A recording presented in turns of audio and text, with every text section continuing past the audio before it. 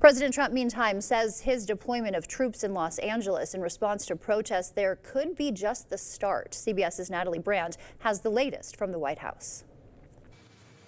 President Trump is defending his decision to deploy the National Guard and Marines to Los Angeles in response to protests over ICE raids. It can only go right by having the military. It de-escalates. I mean, that was the only way. The administration says the troops are providing protection for federal law enforcement and federal buildings. Law enforcement, they need to have their hands untied where they can do their jobs. Under federal law, active duty military cannot be used for domestic law enforcement purposes unless the president invokes the Insurrection Act. So far, he has not done that.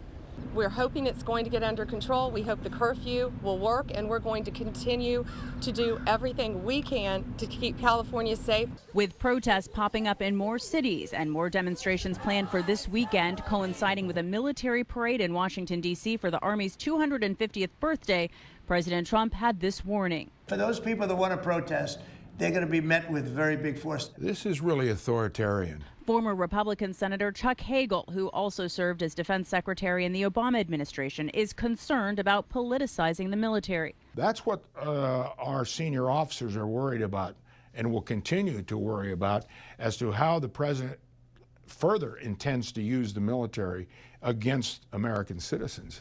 President Trump also announced at Fort Bragg Tuesday he is restoring the names of 7 Army bases originally named for Confederate military figures.